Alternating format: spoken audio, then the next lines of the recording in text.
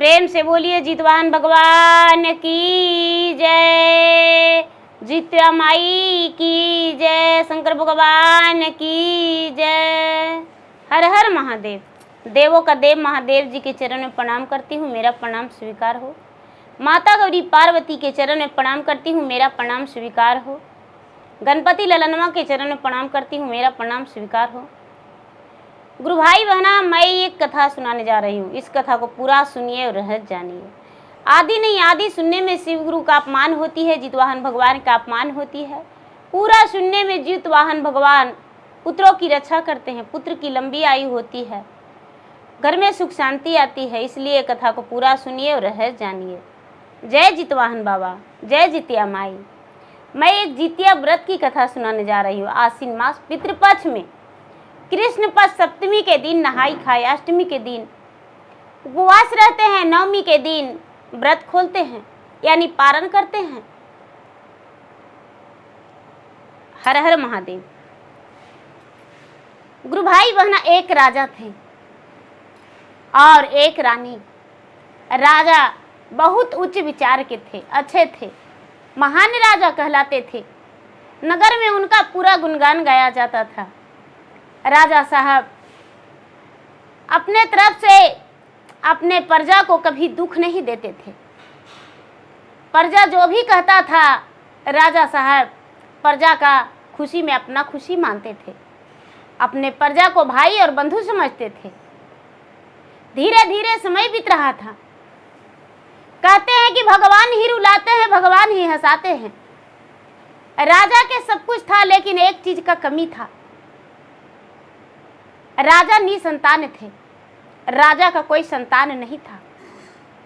जो राजा थे, राजा उनका कोई संतान नहीं था। राजा साहब का ब्याह का कई वर्ष बीत गया था।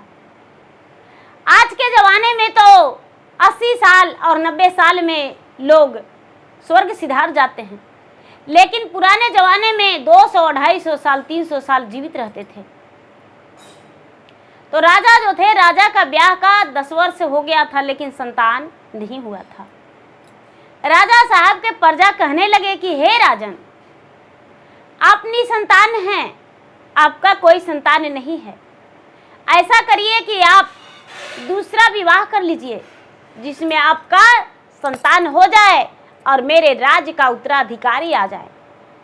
यदि दूसरा राजा बनेगा तो आप जैसा हम लोग का आजादी नहीं मिलेगा। राजा के सामने प्रजा जाकर आग्रह किए, निवेदन किए, प्रार्थना किए। राजा दूसरे विवाह को तैयार हो गए।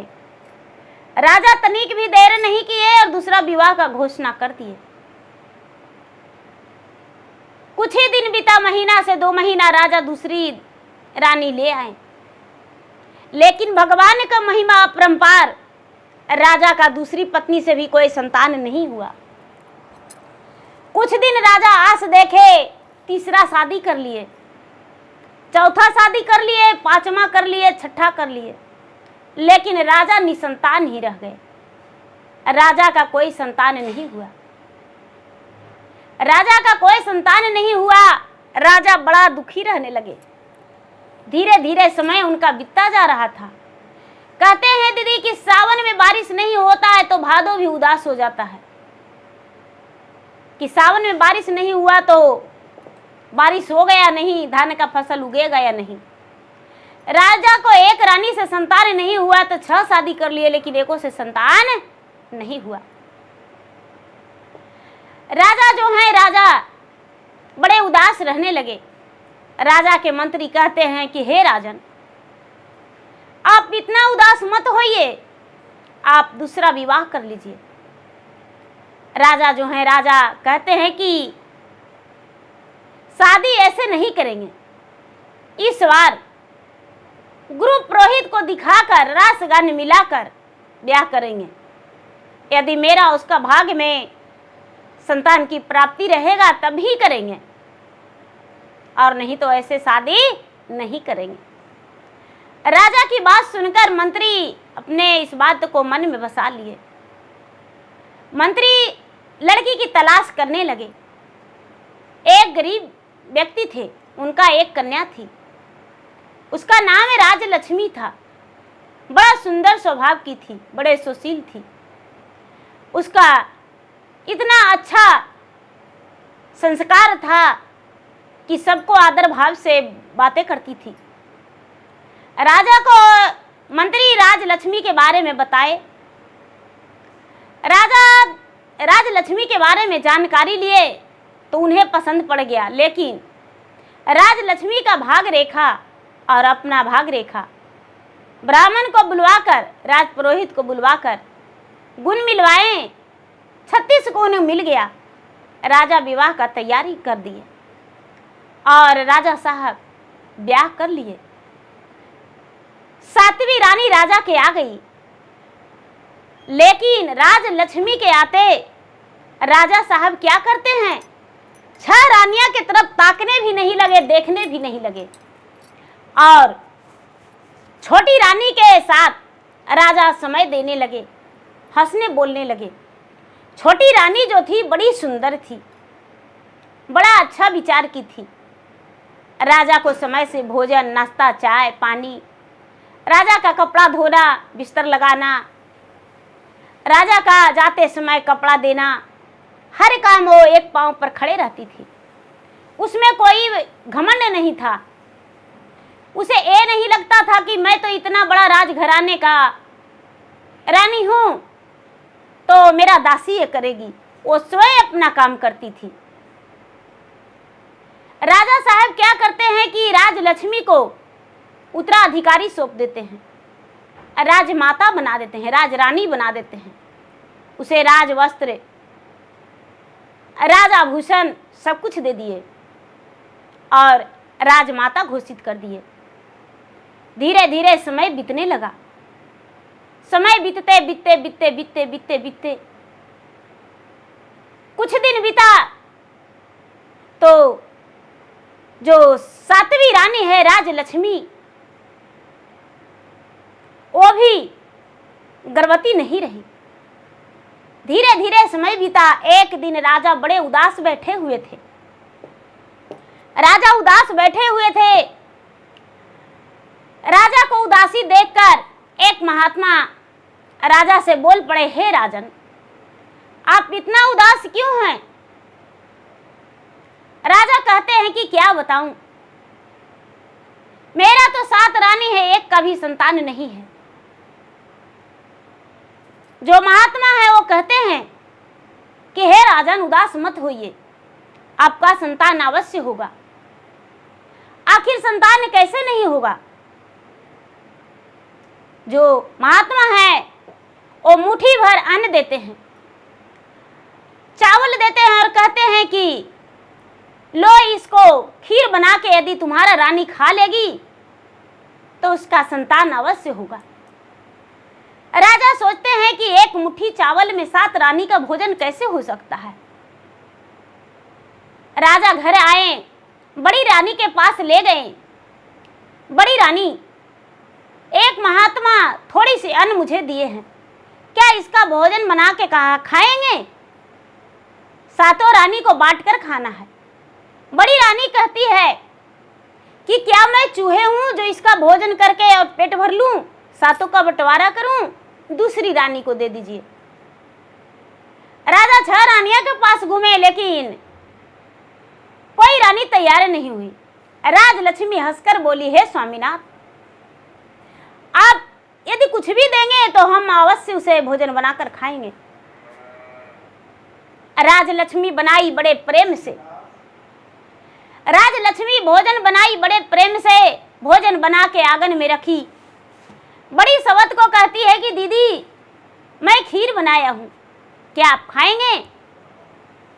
खुशबू से तो जी भर उठा था। बड़ी रानी कहती है, क्यों नहीं खाएंगे? जाके एक थाल निकाल के परोस के खा ली। धीरे धीरे 6 रानियां खा ली। फिर भी खीर थोड़ी सी उसमें बच रहा था। भगवान का महिमा, खीर बहुत ज्यादा हो चुका था। थोड़ी सी चावल उसमें सटा हुआ था। वो बर्तन धोने गई तो राजलक्ष्मी अपना मुख में चावल ले ली, जिसमें 8 दाना बच रहा था। ऐसे करती है तो चावल मुंह में ले ली, बर्तन धो धा के रख दी। धीरे धीरे समय बीता। समय बीतने के बाद 1 से 2 महीना हुआ और छोटी रानी का चक्कर आने लगा। पूरा उसका बेचैनी, अकबकैनी, थरथराहट, कमजोरियां छा गया। दाई से कहती है कि दाई माँ, मुझे ऐसा लग रहा है। दाई कहती है कि हे रानी साहब, आप अपने राजा से कहिए, राजा साहब इलाज करवाएंगे। राजा साहब को बताने पर राजा साहब वैद्य जी के पास ले गए। जब वैद्य जी के पास ले गए तो वैद्य जी नसनारी टोकर कहते हैं कि हे राजन, ये तो बहुत बड़ा खुशखबरी का बात है, बड़ा खुशी का बात है।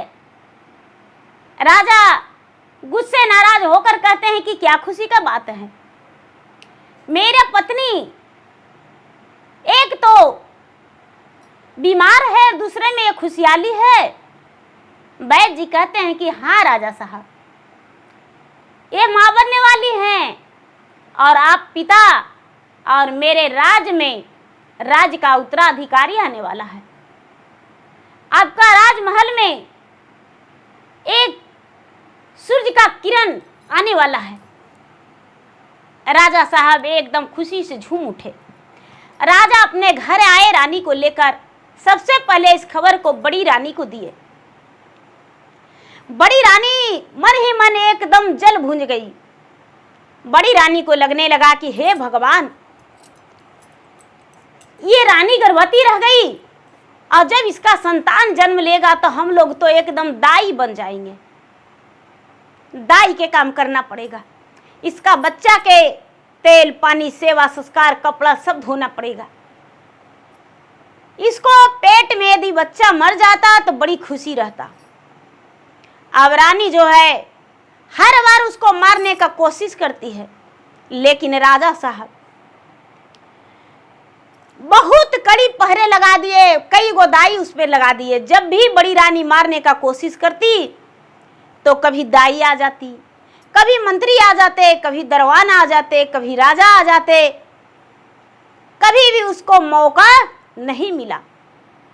धीरे धीरे धीरे धीरे धीरे धीरे समय बीतता चला गया, लेकिन उसका गर्भ में संतान पलता रह गया और कभी भी रानी को कोशिश करने पर एक बाल भी बाका नहीं हुआ।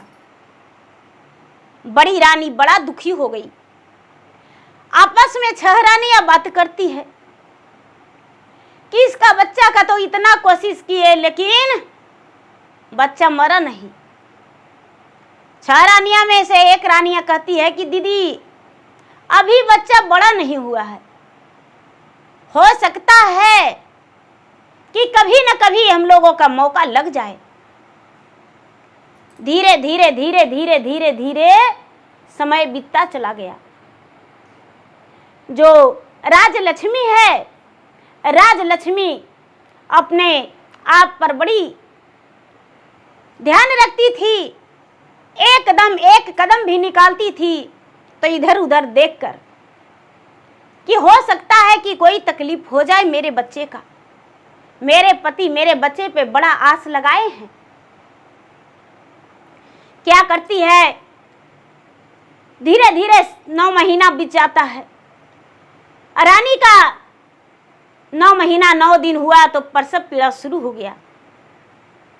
उसी दिन राज में दूसरा राजा चढ़ाई कर दिए। राजा के पास जो राज्य मंत्री थे, एक राज्य का अपने मंत्री होते हैं, एक राज्य का मंत्री। राज के मंत्री राजा साहब के पास आकर कहते हैं कि हे राजन, जितना जल्दी आप युद्ध में चलिए, दूसरा राजा चढ़ाई कर दिया है। बेचारी राजलक्ष्मी अपने पति को हाथ पकड़ के कहती है कि हे स्वामीनाथ, आज आप रैन में मत जाइए। लेकिन राजा कहते हैं कि नहीं रानी साहब, आपके लिए मैं मंत्री को छोड़ रखा हूं। मंत्री ध्यान देंगे लेकिन मुझे जाना जरूरी है। यदि नहीं जाएंगे तो मेरा राज पे दूसरा राजा चढ़ाई कर लेगा। ऐसा कह के और राजा चले जाते हैं। यहाँ रानी जो है राजलक्ष्मी पूरा प्रसव पीड़ा से व्याकुल हो गई। बड़ी रानी से कहती है कि दीदी मेरा बहुत ज्यादा दर्द हो रहा है, मैं क्या करूं, लगता है आज ही मेरा बच्चा जन्म ले लेगा। बड़ी रानी कुछ नहीं बोली। फिर से छोटी रानी कहती है कि दीदी कुछ बताइए ना, मैं क्या करूं, अपना बच्चा को मैं कैसे जन्म दूं।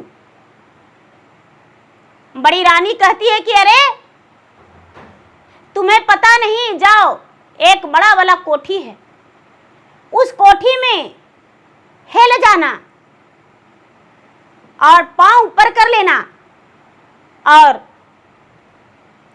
सर नीचे, बच्चा तेरा आराम से जन्म ले लेगा। राजलक्ष्मी सोची, हे भगवान, और जब बच्चा जन्म लेगा, बच्चा जन्म लेते समय एक गगरी में अपना मुड़ी घुसा लेना, बच्चा तेरा जन्म ले लेगा तब मुड़ी निकालना। बेचारी राजलक्ष्मी कोठी पर चढ़ने लगी, लेकिन इसका दम घुटने लगा कोठी पर चढ़ने में। अब सोचती है कि कोठी पर चढ़ने में तो बड़ा मुश्किल हो रहा है, क्यों ना मैं कोठी के सांधी में छिप जाऊं, मेरा बच्चा आसानी से जन्म ले लेगा। कोठी के सांधी में छुप गई, एक गगरी ले ली और गगरी को फोड़ के उसका खपड़ी माथा पर औंध ली। माथा पर औंध ली, जैसे जैसे उसका सवत बताई उसी तरह वो कर ली।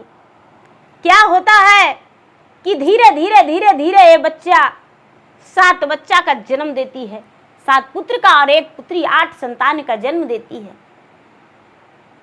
8 संतान का जन्म देते देते राजलक्ष्मी बेहोश हो गई। इसको कोई होश नहीं था, ये बेहोश हो गई।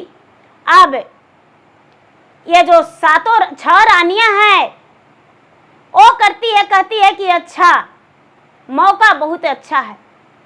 जो मंत्री था, मंत्री तो अपना कहीं कोने में दुबक के बैठा था। दाई को बड़ी रानी कहती है कि हे दाई, मेरा एक काम करो। दाई कहती है रानी साहब क्या? तो तुम्हें पूरा मोहरा भरा सोने से देंगे, सोने का सिक्का भरा रहेगा और तुम धनवान हो जाओगी, तुम्हें प्रसवती नहीं करवाना पड़ेगा, किसी के घर नहीं जाना पड़ेगा। लो, और इस 7 बच्चा 8 बच्चा को जमीन में गाड़ देना कहीं सुनसान जगह पे। दाई कहती है कि नहीं रानी साहब, मैं ऐसा पाप नहीं कर सकती हूं। इसी संतान के लिए तो राजा 7 विवाह किए, यदि गलती से भी कोई मुझे देख लेगा तो मेरा तो काट काट के हड्डी पसली बराबर कर देंगे, मेरा बच्चा कुहकता रह जाएगा। रानी कहती है कि कोई देखे या ना देखे, हम तो अवश्य तुम्हें कर देंगे, चिंता मत करो, हम तुम्हें हड्डी पसली बराबर कर देंगे, हम काट के भर देंगे। ऐसा बात सुनकर दाई तुरंत तैयार हो गई और एक दौरी में 7 बच्चा को कपड़ा में लपेट लपेट के 8 बच्चा को रख ली और घर से निकल गई। चलते चलते चलते चलते चलते चलते चलते चलते चलते सुनसान जगह पे चल गई। सुनसान जगह पे चल गई। ये जो छोटी रानी थी, उस दिन भी जीवित पुत्रिका का दिन था। उस दिन भी रानी छोटी रानी जो थी राजलक्ष्मी जीवित पुत्रिका व्रत की थी और छोटी रानी पहले से भी जीवित पुत्रिका व्रत दाई के कहने पर करती थी। खैर जितिया व्रत छोटी रानी दाई के कहने पर पहले से भी करती थी। उस दिन भी जीवित पुत्रिका व्रत था और रानी उपवास थी और उसी दिन अष्टमी के दिन रानी का बच्चा जन्म लिया था राजलक्ष्मी का। और जित भगवान जो हैं वो कह कहते हैं कि आहा, आज तो बड़ा अनर्थ हो जाएगा,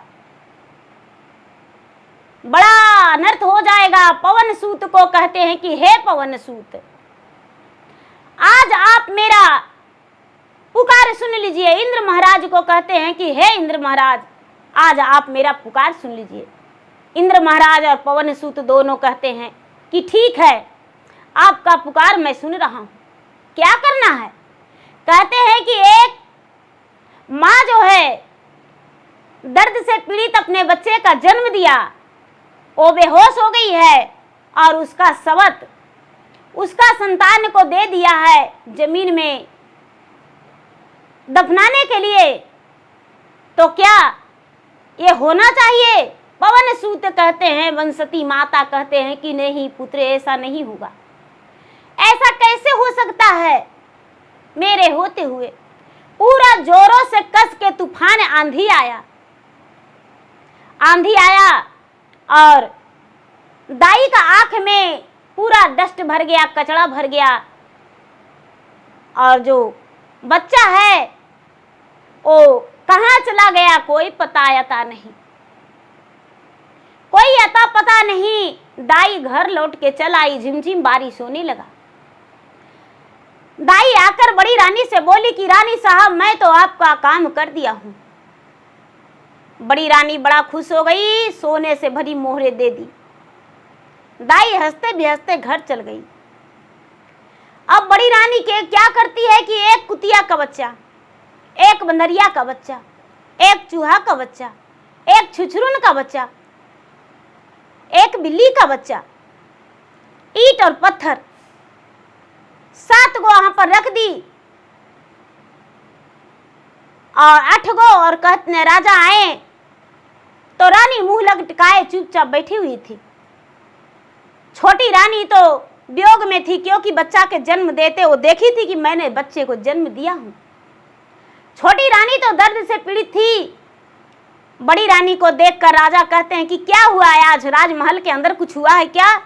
तो हाँ हुआ है, बहुत बड़ा कांड हुआ है। राजा कहते हैं क्या। तो रानी राजा साहब, जिस रानी पर आपको गर्व था, वही रानी बहुत बड़ा विश्वासघात की है। कहते हैं कि कैसे। तो राजमहल के अंदर चलिए। राजा राजमहल के अंदर आए। कहते हैं कि देखिए, रानी कहती है, बड़ी रानी देखिए, आपकी छोटी रानी जिससे आप प्रिय और महान समझें, बंदरिया का बच्चा, कुतिया का बच्चा, बिल्ली का बच्चा, छुछरुन का बच्चा, चूहे का बच्चा का जन्म दी है, ईंट और पत्थर जन्म दी है। देखिए, राजा तनिक भी देर नहीं किए और राजलक्ष्मी को पांव हाथ बंधवा के और कोड़े से मरवाए। राजलक्ष्मी, आप एक बार भी ऐसा करने से आपका कांपा नहीं शरीर, मुझे इतना बड़ा धोखा दिया, हिम्मत कैसे हुआ कि तूने मुझे इतना बड़ा धोखा दी। राजलक्ष्मी अपने भगवान के मन में सेवती है और कहती है कि हे भगवान,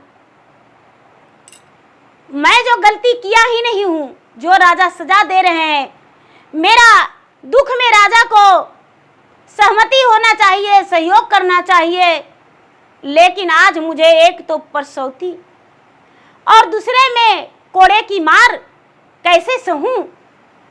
हे भगवान, जो मैंने सच्ची व्रत किया होगा आपको जितवाहन भगवान, हे महादेव, हे ब्रह्मा विष्णु, हे कृष्ण, मैं सच्चे मन से आपको भक्ति किया होगा तो मेरा एक कोड़े का मार भी मेरा बदन पे नहीं रहेगा, मुझे चोट का आभास नहीं होगा। भगवान जो हैं उसका दुख तो पीड़ा तो हर लिए, लेकिन संतान कैसे ला के देते, राजा का विश्वास कैसे होता। राजा क्या करते हैं, अपने मंत्री को आदेश दे देते हैं कि इसको कारागार में डाल दीजिए। 6 रानियां कहती है नहीं राजा साहब, इसको कारागार में मत डालिए, इसको घर के दाई दासी बना दीजिए। राजा कहते हैं कि नहीं, इसको हाथ में हथकड़ियां, पांव में बेड़ियां दे देंगे, जो खाना खाने में भी इसे मुश्किल होगा। इसको बस एक रोटी मिलेगा और थोड़ी सी चावल, घोंगा में खाना और सितुआ में पानी मिलेगा। ऐसे करके इसको भोजन मिलेगा और उसी तरह ये जीवित रहेगी। गुरु भाई बहना, राज लक्ष्मी अब बड़ा मुश्किल का जिंदगी जीने लगी। धीरे राजा तो कड़ी से कड़ी सजा उसको दे दिए। जैसे सीता माता के वनवास हुआ था, राम जी का वनवास हुआ था तो सीता माता साथ बिताए थे, लेकिन जब माता सीता का वनवास हुआ तो श्री राम खुद वनवास दिए थे, घर से निकालने का आदेश दिए थे। क्या होता है, बेचारी अपना बड़ा मुश्किल के जिंदगी जीने लगी। धीरे धीरे धीरे धीरे धीरे धीरे समय बीतता गया। जो उनका मैका का मुंह बोली दासी थी, दासी चुपके से ले जाकर अपना भोजन कारागार में उसे खिला देती थी, और जो रानी के लिए भोजन मिलता था वो खुद का खाती थी। धीरे धीरे धीरे धीरे धीरे धीरे आश्विन महीना फिर से आ गया। जब आश्विन महीना आ गया तो दासी कहती है कि रानी साहब कुछ याद है? जो बेचारी रानी है राजलक्ष्मी, वो कहती है कि नहीं, मुझे तो कुछ भी नहीं याद है। इस कारागार में क्या याद रहेगा? कौन सा महीना बीत रहा है, कौन सा दिन है, क्या समय है, मुझे अंधकार दिखता है। जो दाई है, और दाई कहती है कि ये तो आश्विन मास का पितरपक्ष चल रहा है। और रोज दाई कथा सुनाने लगी। जब पितरपक्ष शुरू हुआ तब कथा सुनाने लगी और राजलक्ष्मी कथा सुनने लगी।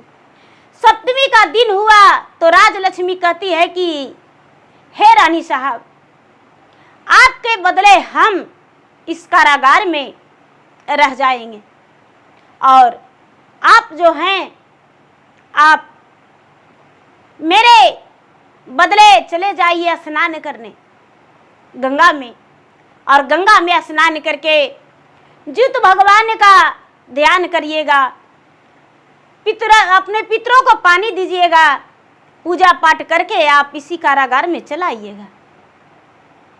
जो दासी है वो मुंह बोली दासी, और रानी के बदले में रह गई कारागार में, और रानी चली गई। रानी स्नान करके नहाई खाई करके, नहाई के स्नान के स्नान कर ली नहाई खाई के दिन, और पितरों को पानी दी।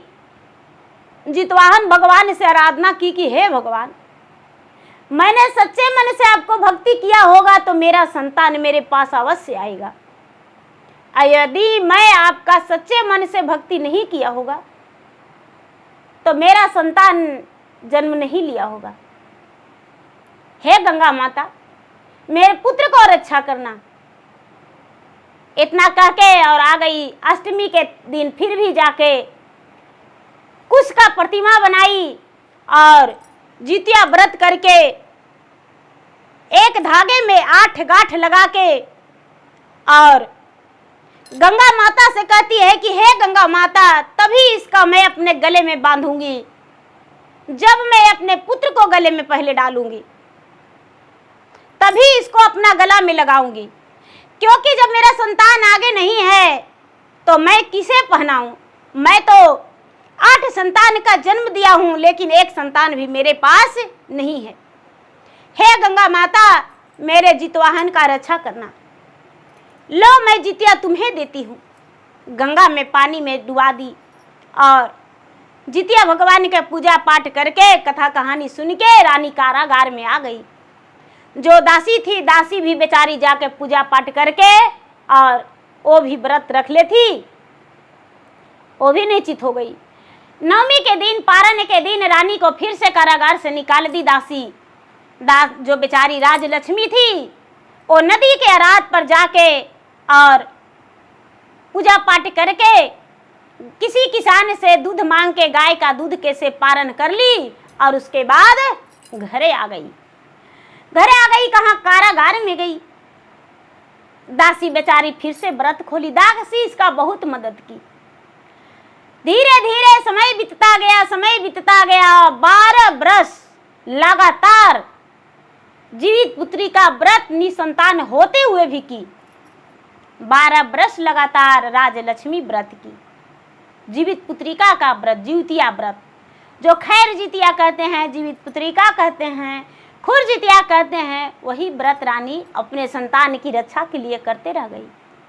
धीरे धीरे 12 बरस बीत गया। राजा साहब राज्य कचहरी में बैठे हुए थे। नहाई खाई का दिन था। पितरपक्ष चल रहा था।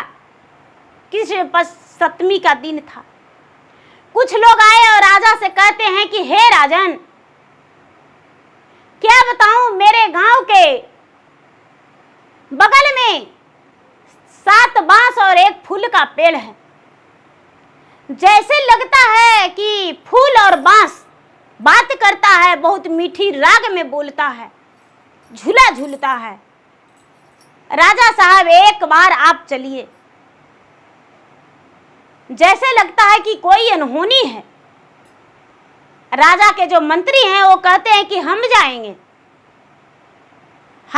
और जाकर देखेंगे क्या चीज है। राजा पहले कैसे जा सकते हैं, मेरे राज्य का राजा हैं, हम जाएंगे।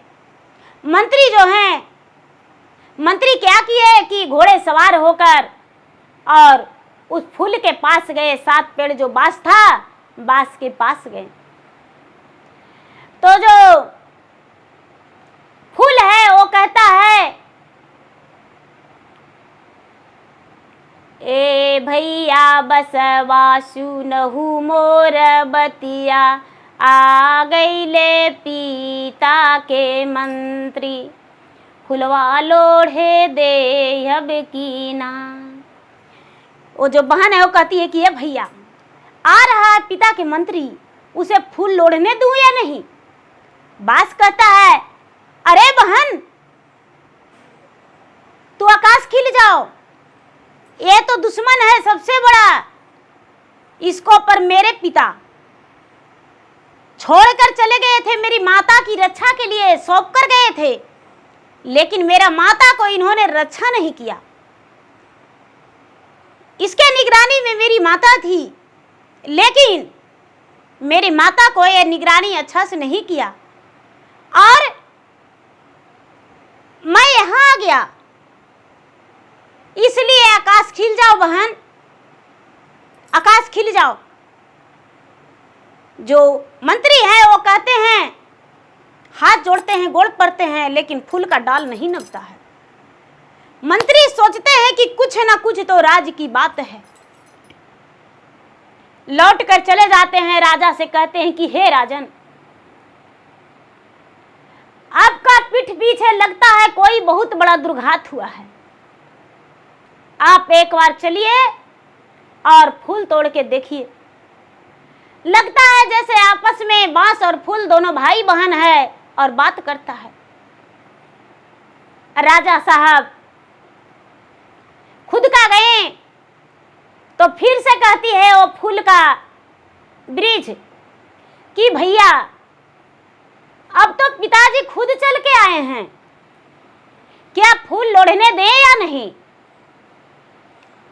जो 7 बांस है वो कहता है कि बहन, ये पिता के नाम पे कलंक है, मेरे माता को कोड़े से मार पिटवाए थे नहीं, खुद के मारते तो मेरे माता का दर्द नहीं होता, लेकिन अपने नौकरों से, अपने सिपाहियों से मेरी माता को मार खिलवाए। और एक बार मेरी माता से, यानी अपनी जीवन संगनी पत्नी से नहीं पूछे कि हाँ तेरे साथ क्या हुआ, मेरी माता कैसे दर्द घोट घोट के रही है। ये पिता नहीं है, पिता के नाम पे कलंक है। अरे बहन, आकाश खिल जाओ, जिसमें एक फूल भी इन्हें प्राप्त नहीं हो। ऐसा बात कह के भाई, और आकाश अपने भी खिला और फूल भी आकाश खिल गया। राजा साहब दोनों के बात सुनते रह गए। राजा कहते हैं, मैं इस राज्य के राजा हूं, मैं तुम्हें जड़ से कटवा दूंगा, जल्दी से, मेरे आदेश है, मेरे आदेश के बिना एक तितली भी नहीं उड़ती है, और तुम आकाश खिल जाओगी। लेकिन कोई डाल नीचे नहीं आया। राजा लवट के जवाने लगे तो मंत्री कहते हैं कि हे राजा साहब, अपनी सातों रानी के यदि ले चलते फूल लोढ़ने को लिए तो क्या दिक्कत था। जो राजा हैं वो कहते हैं कि 7 रानी नहीं 6 रानी, मेरा एक रानी मेरे लिए मर गई है, उसका नाम तो लीजिए मत। जो मंत्री हैं कहते हैं, राजा साहब आपके आँख का पट्टी खुल जाएगा, आप नहीं जानते हैं आपके पीठ के पीछे कुछ बहुत बड़ा कांड हुआ है, जो राज्य का पर्दा हटने वाला है। आप यदि छोटी रानी के नहीं ले जाएंगे तो छोटी रानी का हम ले जाएंगे। मंत्री जो हैं, मंत्री आए, अष्टमी का दिन गिर गया उस दिन, अष्टमी का दिन गिर गया उस दिन, आसीन मास कृष्ण पक्ष अष्टमी के दिन, खैर जितिया दिन। बेचारी राजलक्ष्मी तो अब जीवित पुत्री का व्रत की थी, उपवास में थी। अब 6 रानी डोली कहार से आई और बेचारी राजलक्ष्मी मंत्री लेकर उसे पैदल की रास्ते लेकर आए। राजलक्ष्मी कहती है कि जहां बड़े बड़े डोल भैया खंडड़ी का क्या मोल, हम जाकर क्या करेंगे। कहते हैं कि नहीं, आपको चलना होगा, चलिए। 7 रानी यहाँ आ गई, पहले 6 रानी गई, हम तोड़ेंगे फूल, हम तोड़ेंगे फूल। 6 रानियां तोड़ने गई तो फिर से फूल का पेड़ में आवाज निकलता है फूल में से कि भैया आ गया है मेरी माता का दुश्मन, 6 सतेली माता, क्या इसे फूल लोढ़ने दें या नहीं। जो बांस है, बांस में से आवाज निकलता है कि बहन कभी कोशिश मत करना, यही तो मेरी माता का दुश्मन है, जब हम पेट में थे तो मारने का कोशिश करती थी, और जब जन्म लिए तो लाकर दाई से गड़वा दी, और आज आई है फूल लोढ़ने, एकदम सूखा हुआ भी फूल को गिरने मत देना। 6 रानियां कहती है कि हम पूरे बांस का पेड़ का, फूल का पेड़ का एकदम टहनी टहनी कटवा देंगे। कितनों चिल्लाई भड़की, लेकिन एक पत्ता भी नहीं हिला। मंत्री कहते हैं कि एक बार छोटी रानी का कोशिश करवाएंगे। राजा कहते हैं कि हम दूर चले जाएंगे। मंत्री कहते हैं, राजा साहब आप पीछे मुड़कर बस यहीं खड़ी रहिए, और छोटी रानी फूल लोढ़ने जाएंगे। छोटी रानी गई फूल लोढ़ने राजलक्ष्मी, तो फूल में से आवाज निकलता है कि ये भैया बसवा सुनहु मोरा बतिया, आई गेले चरण छुए के दिन, माता राजलक्ष्मी आएलन बगीचवा, नाही मानई हमारा के जी, एक माना करई लोरी हम गोड़ावा, दूसरा माना करई लोरी हम खोछवा, तीसरा माना करई लोरी हम गोदिया, चौथे माना करई लिया कावरिया, 5वें माना करई माता संग रही, 6ठे माना करे संगे चली जाइए, 7वें माना करे सब मिली रही संग साथ। कहती है कि ए भैया आज मेरा दिल नहीं मानेगा। मेरी माता आ गई है भैया, मेरा मन कर रहा है कि उसका चरण में लोर जाए। भैया मेरा मन कर रहा है कि उसका खोइछा में फूल भर के दे दे। भैया मेरा मन कर रहा है उसका गोद में हम खेले। भैया उसका मन कर रहा है कि उसका सीने में लटक जाए, दूध पिए। भैया मेरा मन कर रहा है उसका कांधे पर मैं झूलू झूला। भैया मन कर रहा है माता के साथ में रहूं, माता के साथ में चला जाऊं। भैया अब मेरा हिम्मत नहीं जो कि अपने आप का रोक पाऊं। सातों जो बास है वो कहता है कि बहन मेरा भी मन उसी तरह लग रहा है। मेरा क्या पत्थर का दिल है, मैं भी तो उसी का पुत्र हूं।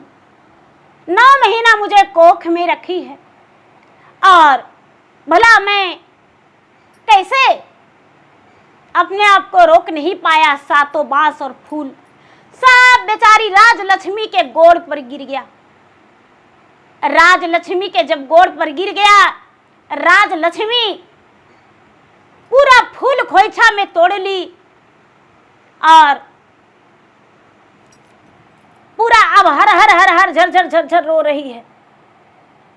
झरझर झरझर रो रही है, कहती है कि माँ अब तुम्हें जाने नहीं देंगे, माँ तेरे पास रहेंगे। सभी लोग जो है चकित हो गए। जो 6 रानियां हैं राजलक्ष्मी को मारने का कोशिश करती है, लेकिन बांस जो है बांस खड़े हैं कि अरे मेरे माँ में कैसे सटोगी, मेरे माँ में तू सट नहीं सकती हो। जो मंत्री है राजा से कहते हैं कि राजन आपका बच्चन कोई कुत्ता बिल्ली कुछ नहीं जन्म लिया था, ये आपका संतान है जो बांस का पेड़ और फूल है। राजा हाथ जोड़ते हैं, कहते हैं कि भाई कौन हो। बांस का पेड़ में से आवाज आता है कि पिताजी आप तो दूरे रहिए, मेरे माता को आप बहुत दुख दिए हैं। मेरे माता का जब मैं जन्म लिया और सौतेली माँ फेंक दी तो एक बार पूछने का कोशिश नहीं की, एक कोड़े का मार बरसाएं। इसलिए आप मेरे पिता के नाम पर कलंक हैं। बेचारी राजलक्ष्मी कहती है कि बेटा तुम बाहर कैसे आओगे। बच्चा कहता है कि माता अपने दूध की धार सारी वृक्ष पे दे दो, फूल पे और बांस पे। अष्टमी के दिन था। बेचारी राजलक्ष्मी क्या करती है, अपने दूध की धार पेड़ पर दे देती है। आप पेड़ पर दे के हाथ जोड़ देती है और सब बच्चा जो है बांस फट के पेड़ फट के निकल जाता है। माँ माँ कह के लटक जाता है, माँ माँ कह के लटक जाता है। वहां पर ब्रह्मा विष्णु सरस्वती लक्ष्मी माता बनसती जितवाहन सभी प्रकट हो जाते हैं, जय जयकारी करते हैं, जय जयकारी करते हैं। राजा जो है राजा कहते हैं कि इस हाल तुम्हें किसने किया। बच्चा आठों कहता है कि पिताजी आपकी बड़ी रानी ये सब हाल करवाई है दाई के हाथों। राजा तुरंत दाई को आदेश देकर बुलाए। दाई गई, कहती है कि हाँ राजा ने सही बात है, आपकी बड़ी रानी मुझे रुपयों के लालच में ये सब करवाई। 6 रानियां ने ये सब किया है। बच्चे को राजा कहते हैं कि तो तुम कैसे जीवित कैसे हो। बच्चा कहता है कि आज तक मैं बंसती माता के गोद में थी। जितवाहन भगवान ने मुझे बंसती माता के सौंप दिए थे, बंसती माता मुझे रख लिए थे। जब दाई यहाँ पर मुझे जमीन में परवाह करने आई तो जितवाहन भगवान का नजर खुला, ब्रह्मा विष्णु का, इंद्र का, पवन सूत का नजर खुला, जोरों से आंधी आया। बंसती माता अपने गोद में मुझे ले लिए और दाई लौट के चली गई। बसंती माता मुझे पोसने पालने लगे। हम यही वन में रहने लगे। माता मुझे पेड़ में जन्म दे दिए और हम यहाँ पर रहते थे, अपना भाई बहन बातें करते थे। राजा जो है 8 बच्चा को अपना लिए और कहते हैं कि इसी जगह से 6 रानियां को हम त्याग करते हैं। मेरे 6 रानियां घर से बाहर चले जाएगी, कहाँ जाएगी वो नहीं जानते हैं, इसको गड़बड़ भर देंगे। छोटी रानी राजलक्ष्मी कहती है कि नहीं राजा साहब, आज बहुत बड़ा खुशी का दिन है, आज तो नाचने गाने कूदने का दिन है, खुशी मनाने का दिन है। पूरा मेरे बच्चे को घर जाने के लिए फूल का बिछावन लगवा दीजिए, राज वस्त्र राज आभूषण मेरे बच्चे को पहना दीजिए और पूरा नाच गान ढोल बाजन से मेरे बच्चे का स्वागत करते ले चलिए। जो 6 माता है इसका सौतेली, वो नाचते जाएगी घर पे और मेरा बच्चा पीछे से जाएगा, स्वागत करके वो घर में ले जाएगी। हम पीछे से चलेंगे, बच्चा मेरा आगे रहेगा, आप पीछे चलेंगे। बच्चा आगे रहेगा, बच्चा को थाल में आरती घर में जाकर उतारेंगे, उसके बाद घर में गिरा प्रवेश करेंगे। नन्हे नन्हे पाँव से मेरा बच्चा गिरा प्रवेश करेगा और उसके बाद घर के अंदर जाने के बाद 6 रानी जो आपकी है, जो पटरानी महारानी है, वो दासी बन के रहेगी इसी राजमहल के अंदर, गाय गौशाला करेगी और हर तरफदारी से वंचित रहेगी। उसके पास कुछ भी नहीं रहेगा, सिर्फ वो खाना खाएगी और काम करेगी, बाकी उसका बात कुछ नहीं माना जाएगा। कोई लोग बाहर के लोग उससे बात नहीं करेंगे, कोई दाई दासी मंत्री सिपाही जो भी बात करेंगे उसका फांसी का सजा दिया जाएगा।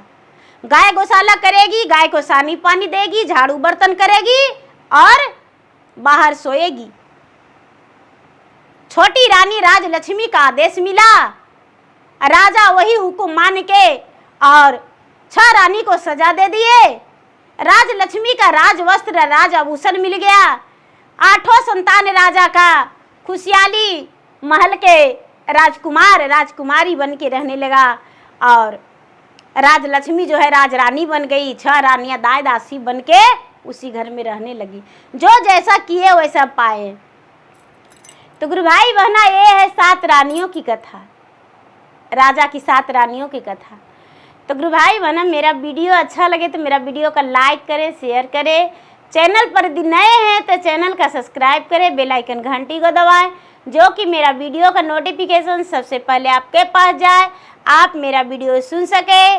कमेंट बॉक्स में जय जितवाहन बाबा, जय जितिया माई, हर हर महादेव, ओम नमः शिवाय, या तो अपने दुखड़ा लिखकर भी भेज सकते हैं, जो कि मैं आपका दुख दर्द जितवाहन भगवान के सामने रखूंगी और भगवान से प्रार्थना करूंगी, जो कि हर दुख दर्द आपका दूर हो जाए। जो भी माँ नहीं बने हैं वो जितवाहन भगवान से प्रार्थना करिए और हम भी आपके बदले में करेंगे कि हे भगवान उन्हें संतान दे दे। जय जितवाहन बाबा, जय जितिया माई, हर हर महादेव, घर घर महादेव। धन्यवाद।